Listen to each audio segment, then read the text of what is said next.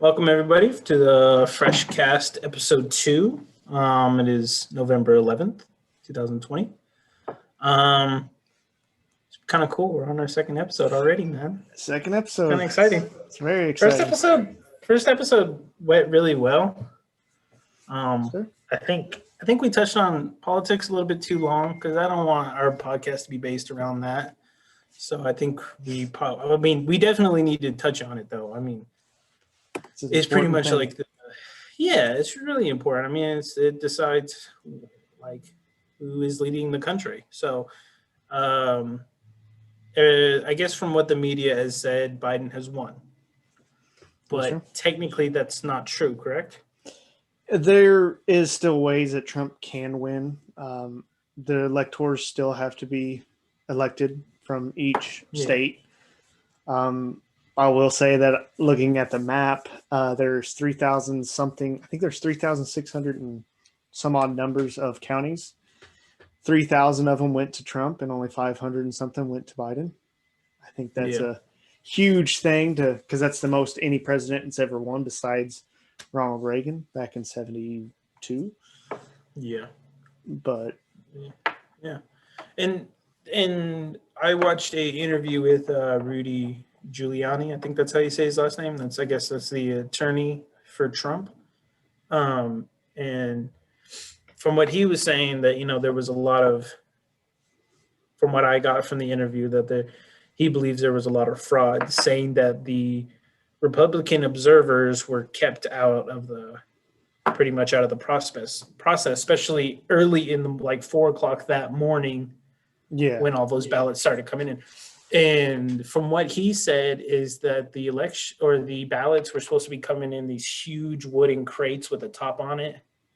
Yeah. And there was pictures taken where they were in these small, tiny boxes. And we talked about it last time. I mean, everybody knows there's flaws in the whole mailing process. But, if he won, that's fair. He's my president. If Biden won, that's how it goes. We follow rules, and then those rules are set out. Yes, sir. But to say that someone has won while it's still up in the air, I think there's a process and it needs to be followed. Yeah, the media has done that for the past, I don't know, ever since I can remember starting to get into politics with George Bush, the son. I remember they always tried to predict early. Like they're always saying that's what Al Gore, he won popular vote, yet he lost in the electoral. Yeah, and I was watching another video on YouTube, and they said it took 36 days before it was decided who was the actual winner. Correct? Yep. I believe. Yep. And that's a lot of time. I mean, in the way it's looking, it looks like Biden won. From just looking at this map that I'm looking at on my screen, that's what it looks like. But it's going to be interesting to see what happens because I don't think if Trump really believes that there was fraud, I believe he's going to do everything in his power to make sure the counts are correct. Yes, sir. You know what I mean? Yeah. And, people are saying, he's going to refuse to leave. The way our government works, I don't think that's possible. No, because the same thing, the media tried to do the same thing with Richard Nixon.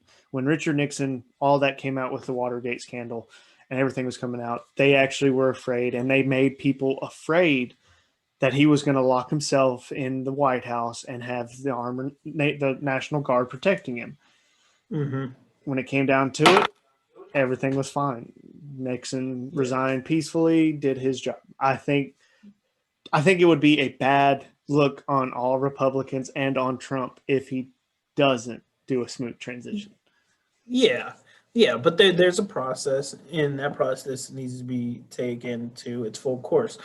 And he's still a president until January 20th, right? January 20th is inauguration day for President-elect Biden. Yeah, and so right now he's still our president. You know what I mean? And the way we were raised, you respect who's your president. Yes, sir. You know what I mean? You may not like their policies, you may not like what they stand for, but at the end of the day, they're the president of the country, Yes, sir. and I feel like that's gone in our society. I mean, in my lifetime, I've never seen a president be bashed so hard. Yeah. I mean, everybody, no, I shouldn't say everybody, but a great majority of America loves bashing on him. Yeah, and and honestly, I think it's the fact that he is a unfiltered president. Mm-hmm. 9 out of 10 people, yes, the 9 out of 10 presidents who have came now out of the past 10, all of them were raised in politics, except for Trump. And I think, honestly, when Trump got elected, it scared most of the politicians out there because they said, hey, here's a multi-billionaire that just replaced the president of the United States, and he's doing a wonderful job, so we got to make him look bad because now our job's Yeah. So, as our podcast evolves and gets better, like we'll get better at talking about politics because, when I was growing up, I didn't give a damn about politics. I never paid attention. I could care less. Yeah. I was paying attention to video games, paying attention to basketball in school. I could care less. But now as you're getting older, I think it's more important to understand what's going on. So hopefully in the next few podcasts, we'll be able to say, who is really the president or who's going to be the next president, So let's get past that. We talked about it. It is what it is until we get a real result. So we can talk about that as time goes on. So I think one thing that we should talk about is Alex Trebek. He was the host for a really huge, show that's been on forever. It's still going. Yeah, and he was the host. What I'm reading right here, he was the host for 36 years. Most people can't keep a job for 36 years. Yeah, that's true. Like it, and I was talking to this guy today, and he was saying that they already recorded episodes with him in it that haven't aired yet. It's going to be kind of weird seeing someone on TV that has already passed away with new episodes coming out. It's going to be kind of weird, And I grew up on Jeopardy. I watched a lot of episodes with my parents and my grandmother. I remember she'd like to watch it, and I just kind of crazy to think about in the next maybe 5-6 weeks that there's not going to be an Alex Trebek. The way this is Jeopardy, and I'm Alex Trebek. Now, they're talking about it's going to be Alex Faust. Don't know how to say his name. He's the announcer for I think one of the hockey teams, and they're talking about how he's going to replace him. But there's also a running of 5-6 people. But for sure. I don't. With a host like that, that's a huge show. I bet millions and millions of people still watch it. I bet it's still a big show. If it wasn't a big show, it wouldn't be on the air still. And it wouldn't have been on the air for 36 years. Yeah, it's like Family Feud. Yep. Everybody watches Family Feud. Mm-hmm. Everybody watches Wheel of Fortune. Everybody, those are the game shows that people really watch. Jeopardy was different because that's intelligent people. Yeah. Some of the questions when I used to watch it would go right over my head. I wouldn't even understand what they were saying. So, I think that's a really cool TV show that's going to go on for a very long time. Very long time. I think it'll be around for years to come. It's going to be interesting to see what happens in the future with it because, it's just like anything. Like when I was younger, I used to watch basketball. The only reason I loved the Phoenix Suns was because Steve Nash. The second he left Phoenix, I didn't really care about basketball. I don't know if that's going to hurt the show, but I believe it's going to. Yeah, I know this is going to sound horrible the way to say it. I know their ratings went up when everyone found out Alex Trebek was diagnosed with pancreatic cancer. I know their ratings started going up because everyone's thinking like, oh, this could be his last episode. You don't know. Mm-hmm. So I think over the next couple of weeks, their ratings are going to go through the roof. I know on Monday night they did do a tribute to Alex Trebek. They better have. Yeah. 36 years of your life. Yeah, for sure. I did see that they, long time. but I think over the next couple weeks, it's gonna, especially on that last episode, the last air episode of Alex Trebek. I think it's gonna be some. And it's it's really sad that he passed away, and I don't want to keep the podcast still on a low, like very depressing thing, but it's something that I watch a lot of CDL, which is the Call of Duty League. I watched this whole first season because this is the first season that they went into franchising, and that's one thing I'd like for you to get into, because it's Call of Duty. That's what we were raised on. That's what we played. And Still do. One of the still do to this day. One of the guys that played for the Mutineers, I think his name was Jay. But his, it's funny because when you look on Twitter, they don't call him by his name. Just like you don't call me Tristan, you call me Skies. Yep. Everybody calls him Ferocity, or I guess Pharaoh. It would be his gamer tag name. He passed away. Guess he was battling depression and ended up committing suicide, and it's really sad. I mean, someone so young with so much talent. I mean, this kid had probably a great future in front of him. I mean, how many people really get to make it to that kind of level? Yeah. And it's me and you dreamed of that one day, being on a competitive team and being able to compete at that level where you actually make money doing what you love. That's a level people don't get to. And, prayers go out to his family, and, I'm pretty sure it's a really hard time to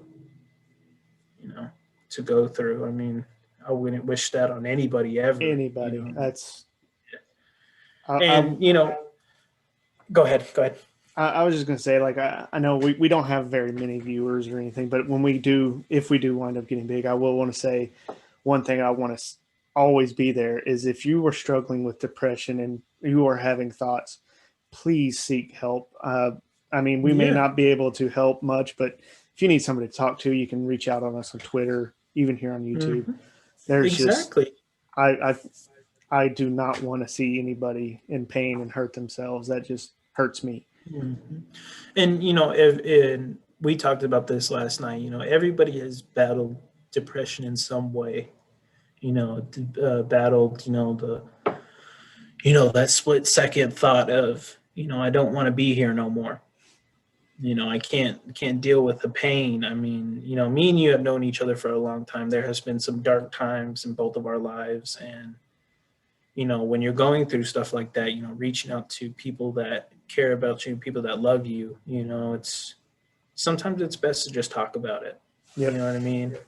I think there is a dumb thing around male masculinity where we can't talk about our feelings.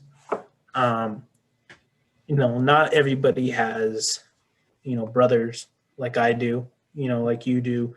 I can sit there and talk to Will or Joey or you for an hour, 2 hours, and it may not be about what I'm feeling, but it's a way for me to express myself. Yeah. If I talk to a lot of people on a daily basis, and you never know when it's going to be the last time. Yep. And it's scary.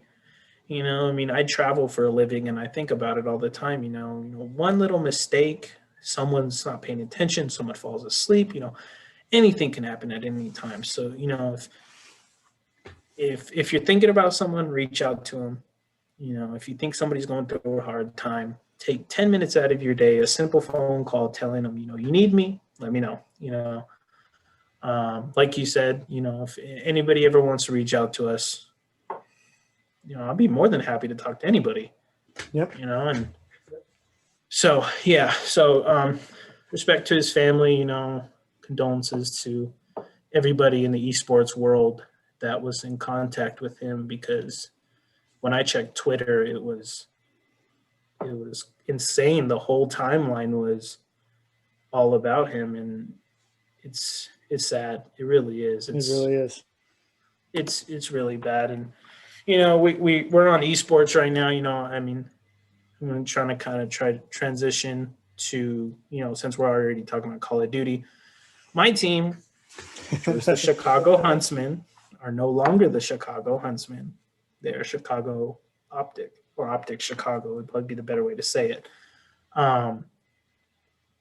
If you don't follow Optic, Hector Rodriguez sold the majority of his shares to Infinity back in 2018, I believe.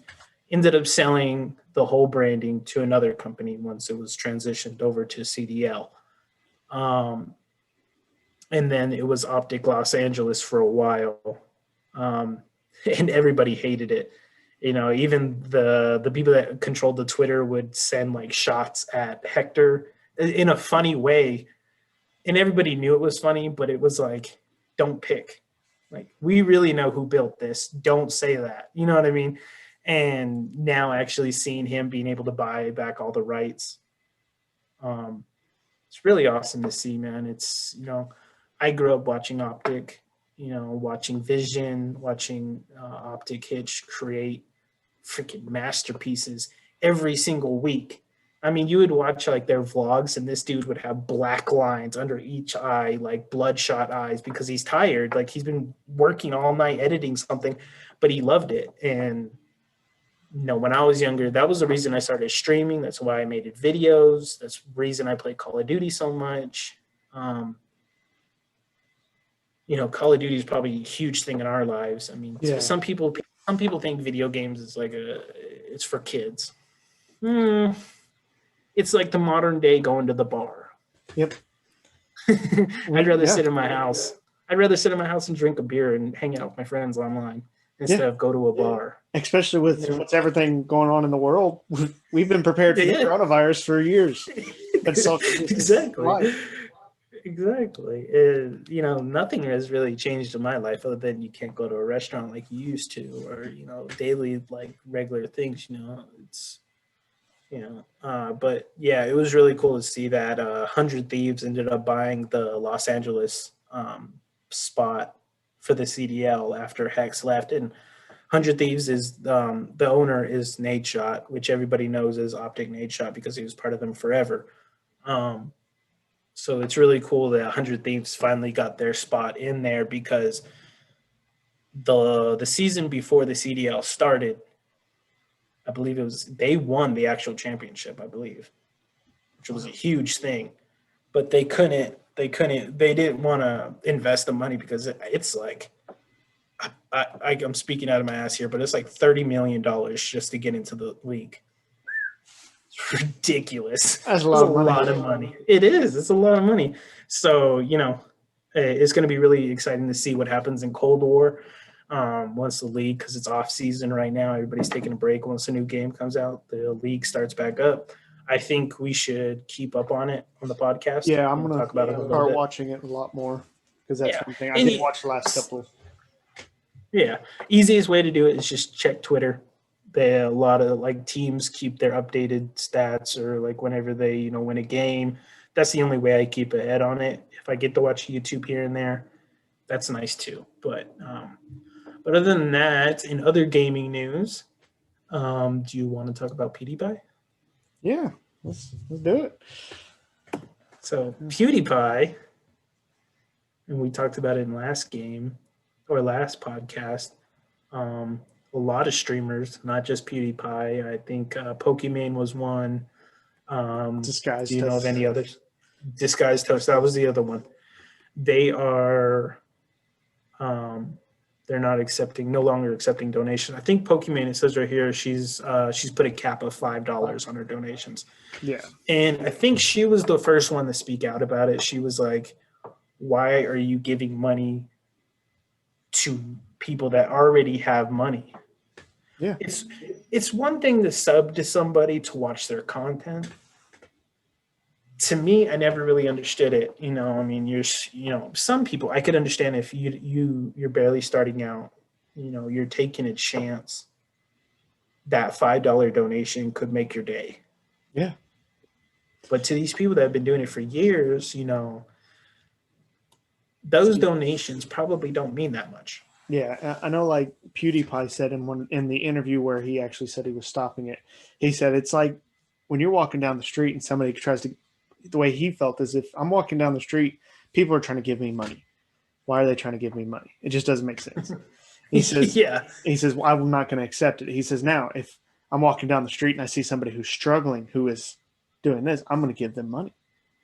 He says, and that's why I've stopped the donations. And I actually agree. I may not be a big fan of PewDiePie.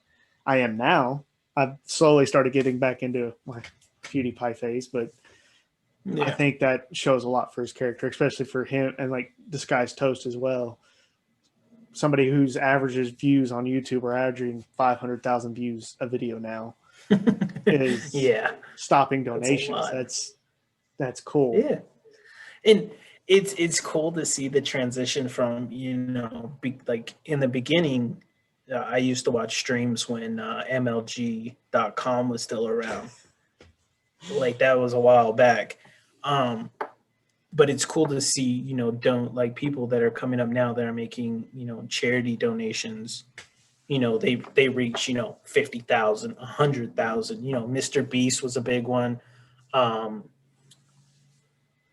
Courage, Jack Dunlop Courage, he had a huge stream, especially, he had a stream for it was like really when COVID was going on, and his grandmother passed away, and he ended up deciding to do this huge charity, and raised a ton of money.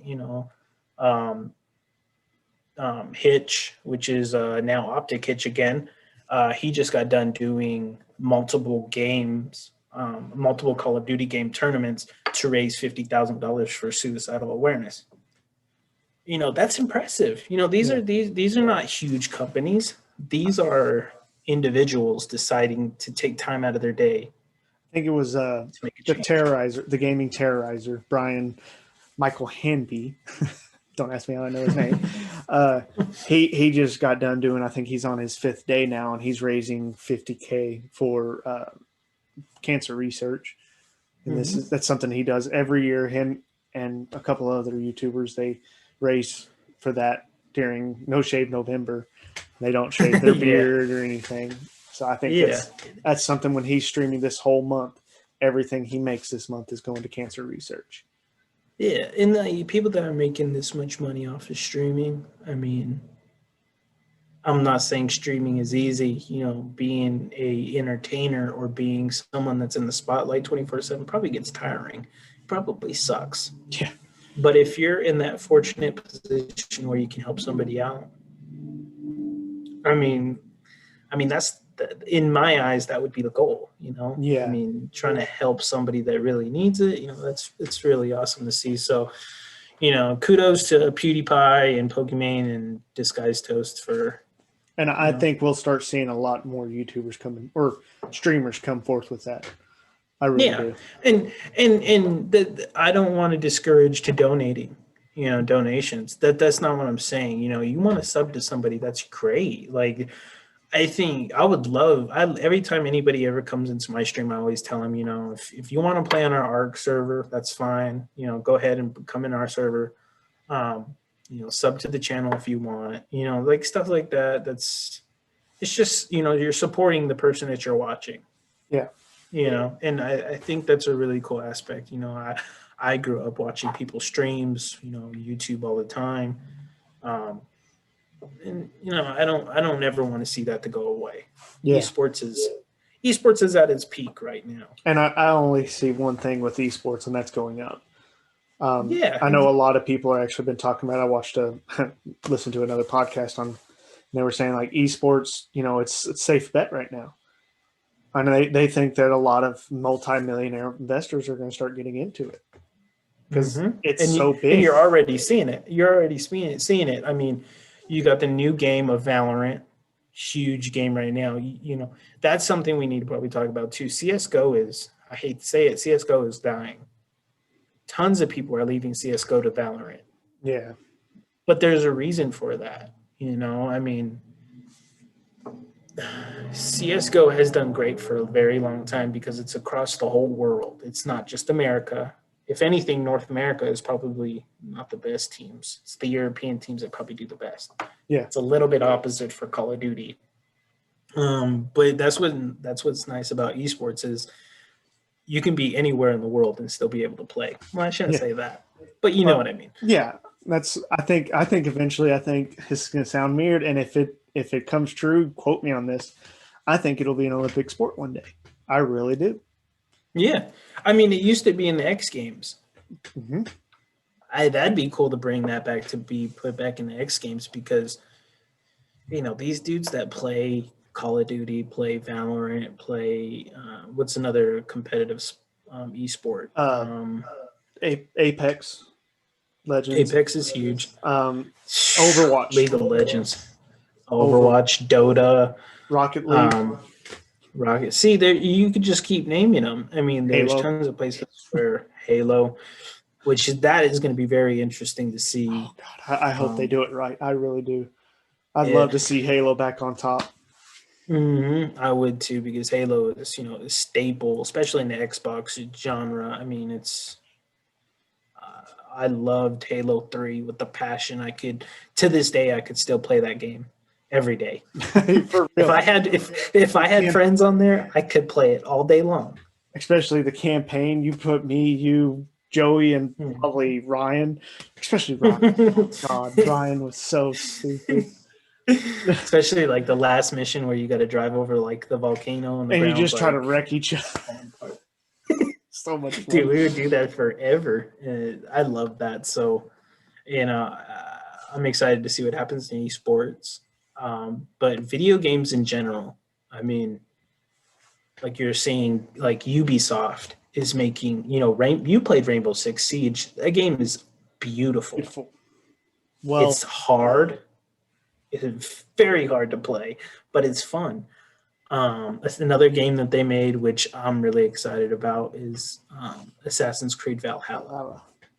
yeah. You played Assassin's Creeds. Yes. What do you think of the whole game as a whole? Oh, I love Assassin's Creed because a lot of people can agree with me on this. I learned more from Assassin's Creed than I did a history book because Assassin's Creed is always backed by historical facts. Now, granted, I don't think back in the day there was assassins going around with hidden blades in their hand. No, it could have Never know. but there's no sign of them. So, but the way that it's played, it also gives the aspect like when Assassin's Creed first came out. I don't know if you remember this. You were probably too young. Before YouTube, parkour and free running was such a huge thing. There were so many people trying to. I mean, oh yeah, we made videos on that. You could jump off and jump into like the haystacks and stuff like that. And that's when it came out. And that and another game called Mirror's Edge. They came out and they gave you that aspect of being in a person being able to free run and jump and do insane obstacles. I think that's why it did so well. And I haven't played an Assassin's Creed since forever. I mean, the last time I played Assassin's Creed was probably with you and Joey. And that was a long time ago. I started playing what is the one I'm playing now? Not Origins. Oh geez. I can't think of it. I can't think of it right now. Yeah, the Roman one. Yeah, the Odyssey. Is it Odyssey? Yes. Yeah, there you go. I'm really impressed. The graphics are great. The storyline's great. The free running's amazing. The fighting is great. I love the little cut scenes. I've been watching T. Martin because they get the game a little bit early. I've been watching him play Valhalla, and that game looks amazing. All I can say is I can't wait to buy it and pet the cat. That sounds wrong, man. No, if you've seen any video of that, there's a cat that you can pick up and you pet the cat. I'm like, okay, I want the game just for that. Yeah, there's dogs that you can pet in there too, and it's just like The Witcher. That's the only reason why when I seen The Witcher and there's a dog you can go up and pet. I'm like, oh, I have to. Yeah. So like I stream.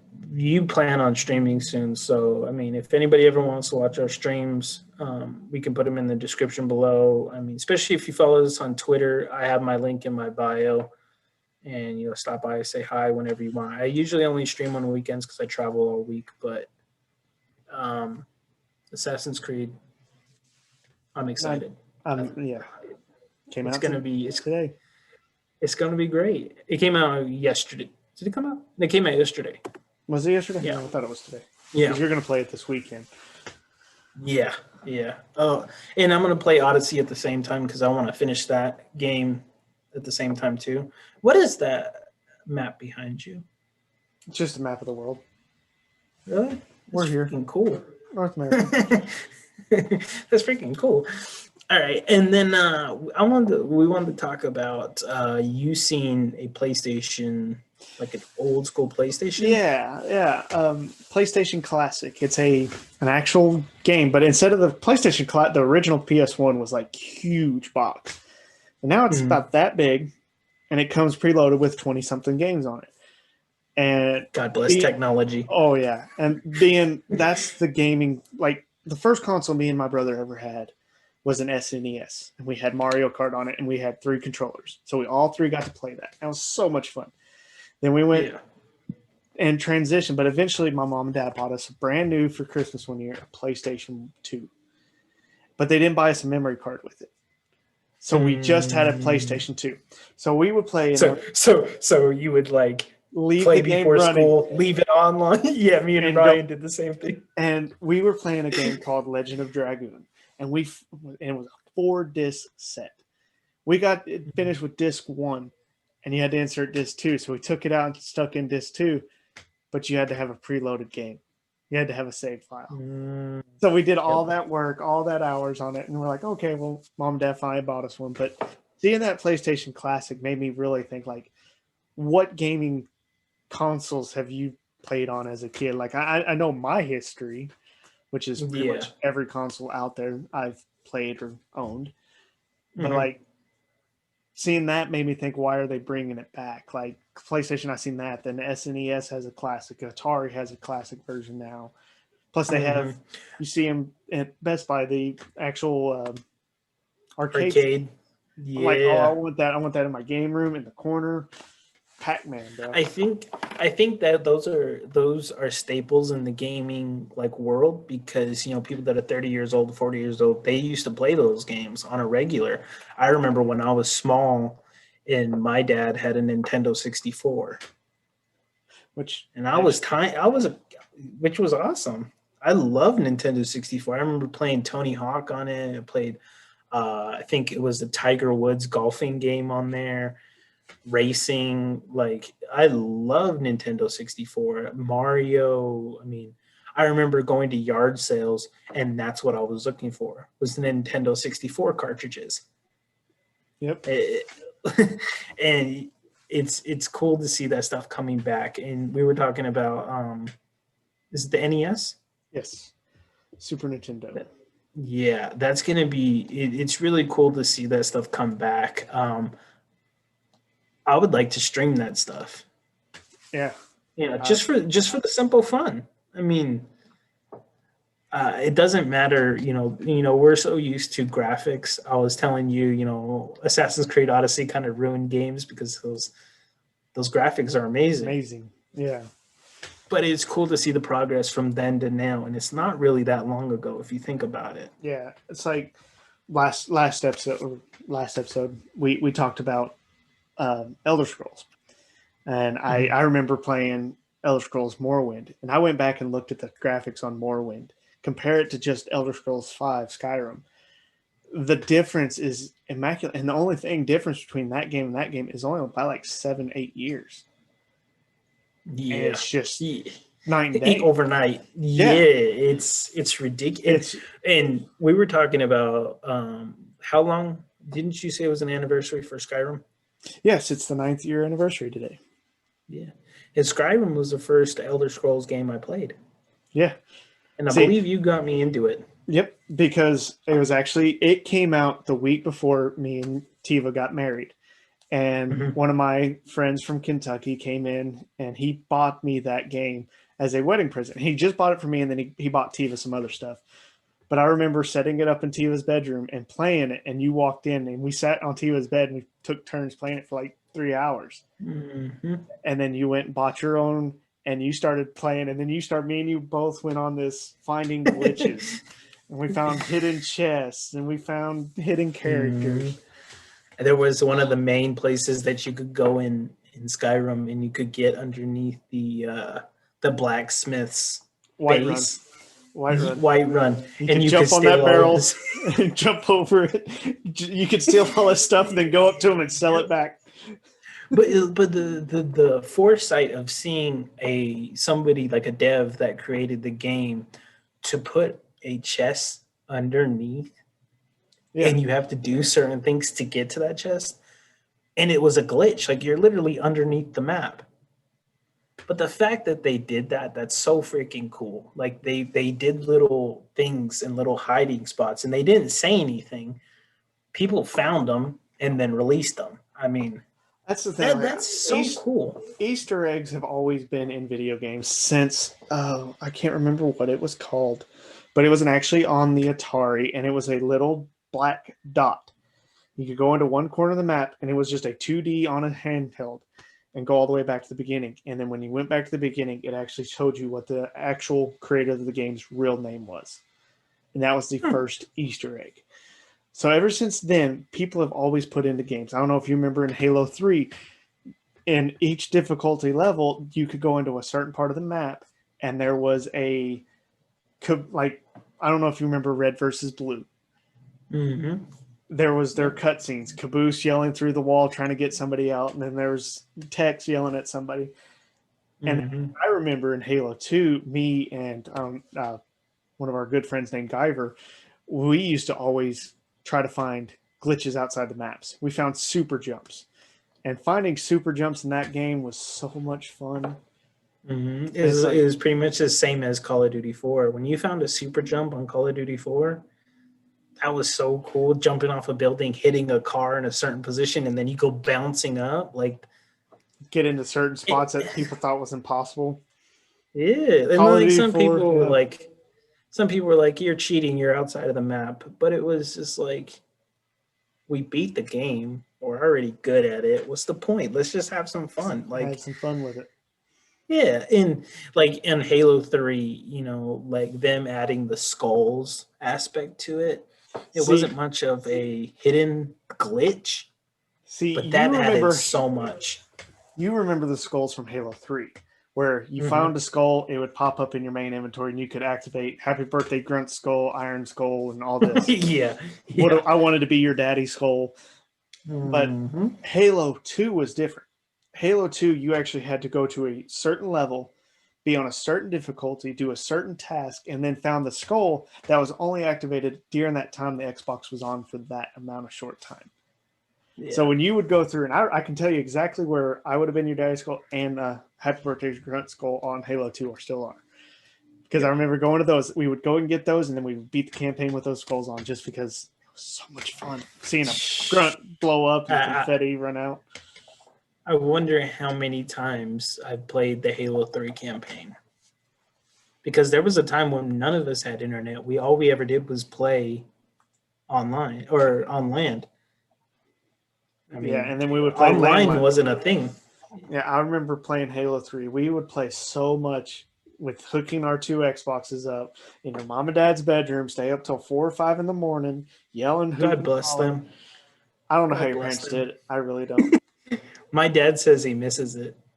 And that's He's one like, thing. I miss you kids being in the house. We need to do it one year, and I want to do it so bad. I want to get everybody back together and do one. I'll bring my 360, and I think Ryan still has his. We'll hook him up. We'll play some Halo 3, and we'll be kids again, even for one night. It'll happen. It'll happen. We were talking about Elder Scrolls. Now, Elder Scrolls 6 is supposed to happen. God. That's going to be Elvenwire or something like that? It's supposed to be. I have no idea. But, dude, like, Elder Scrolls, what's the one that's it's Elder Scrolls 5. That's the one I play right now, right? You're talking about, like, Skyrim? The one is it just ESO? ESO Online and Elder Scrolls, they're the same game, but they're separate entities. Because ESO. So I play ESO. Yeah. That's one I just deleted off my hard drive. Because you needed extra space. It happens. Don't worry, it's going back But on. but yeah, Elder Scrolls 6 is going to be really cool because that'll be something that comes out that I'm gonna watch throughout the whole game or the whole process because those games are huge. Uh, a lot like Assassin's Creed, you're on this huge map and then you got to work through each city or each town, and Yeah. so that's going to be cool to see. Was there anything else that we really wanted to touch on before we end the podcast, man? I think we hit all the things we wanted Oh, to it's touch on. Veterans Day. Yeah, It's Veterans Day. Veterans Day. Yeah. Thank you, veterans. Thank you for everything y'all have ever done. Sacrifices. Mhm. I've had a lot of people in my life that have been veterans, and it doesn't take a lot to a simple phone call and tell them thank you. Yeah, I have sacrificed uncles. a lot. I had uncles that served, so I sent him a thank you message today on Facebook. Yeah, and I think it's important. That's a really rough life to live, especially if you have to be in battle. If you're doing tours, you're away from your family. It's. I think I shouldn't speak for the whole world, but as an American, I think a lot of us take that for granted. Yeah. You know, some people say, oh, they get paid well. They don't. Money's not everything. Money's not everything, Yeah. Money's here and it's gone tomorrow. It's just paper. Serving your country and Willing to It's sacrifice your life for others is a big thing. yeah, it's huge. I mean, they're literally the first line of defense against all different kinds of entities that could be a threat to America. So shout out to veterans out there. Thank you for your sacrifice and everything that you do for us. We appreciate it, even though we only celebrate one day. Shout out to them. So there's a few things that are happening this month. Like what was the other one? Native American Heritage Month. Native American Heritage Month, and I'm Native American, so that's that's one thing that we can talk about because there's a really weird stigma around Native Americans, and I was raised around them, so I understand where that stigma comes around. Even natives that live in Alaska, everybody just says they're drunks. It's not true. It's not. There's a lot of respectful people out there that are Native American, and I'm proud to be Native American. I mean, I wouldn't get all this stuff on my arms for no reason. I'm proud of who I am and where I come from. So that's really important to me. But other than that, man, how much time are we at right now? I started my timer late, but we are officially at 38 minutes. Wow, damn. So that was fast. It doesn't seem like that. So I mean, I haven't even mentioned this to you. I told Tiva last night when I was talking to her. You need to look up Parler. Yes, I've seen that all over Facebook. People switching over to Parler. Yeah, and I seen it on Twitter the other night. It was trending, and it's pretty much a social media for free speech. They don't demonetize what you're saying. There's no biased algorithm for what you post. It's straightforward. I think Twitter and Facebook took a really big hit. Obviously, they're too big. It's not going to hurt them that bad. But I do think Twitter and Facebook really need to. It's free speech. Yeah, that's what America stands for. It's what we're based around. Is saying what you can say whenever you want to say it. Yep. You know what I mean? And a lot of people are being deplatformed. I believe the press secretary of, I think that's what you call her. The press secretary was deplatformed for posting the article from New York Times about the Hunter Biden laptop, Of course. which is insane to me because that is an actual ongoing case with the FBI. I mean, you can't have somebody that is related to somebody high in that regard high. I mean, this guy might be our new president. That was his father.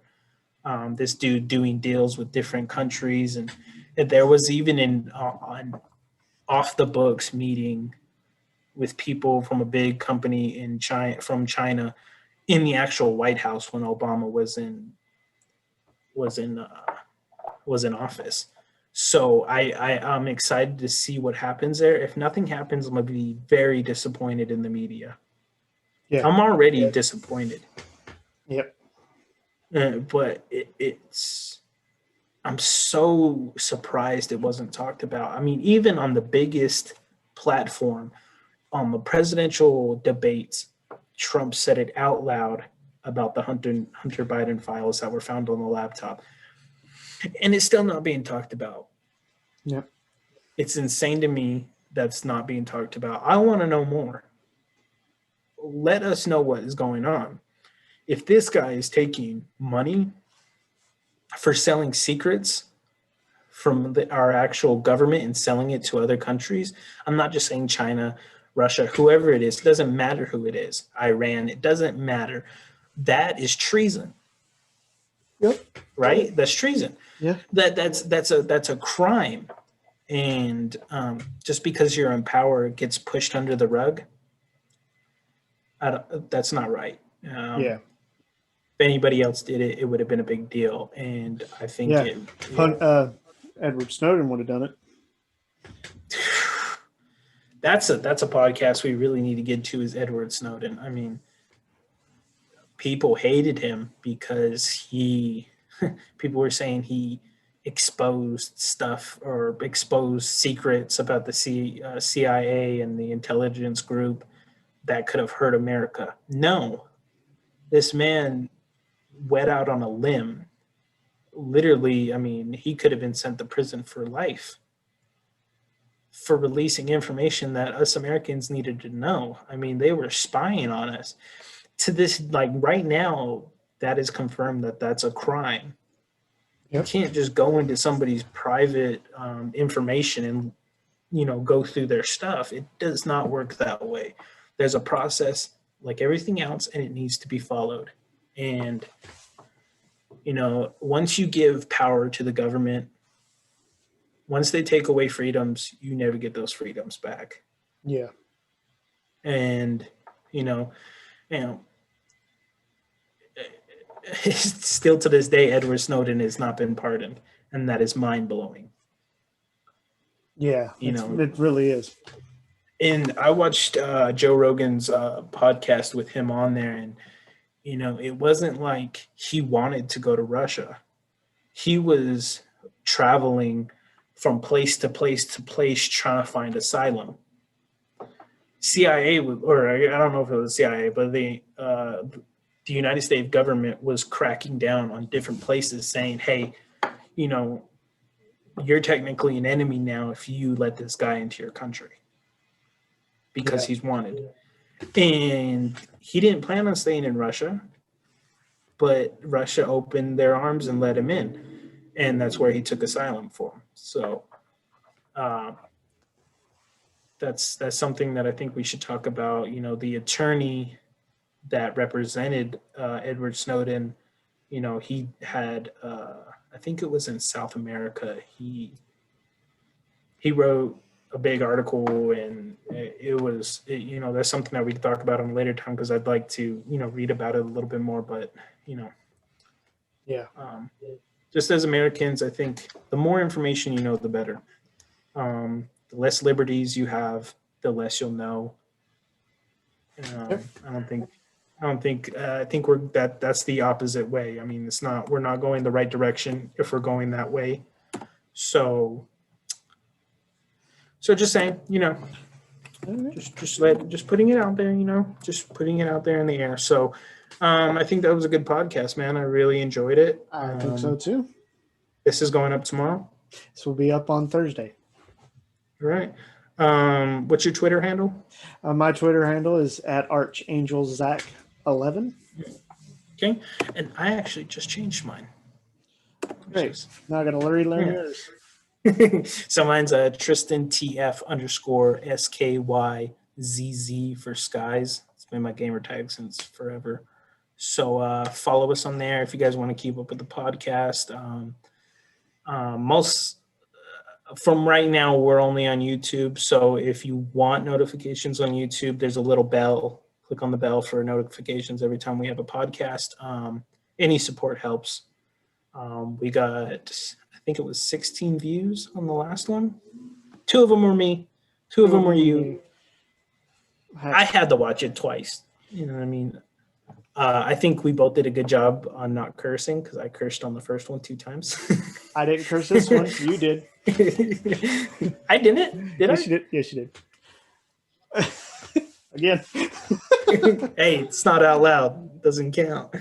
But no, that's one thing I think we've actually really improved considering how we talk outside of the podcast. Yeah. Every other word is the F word.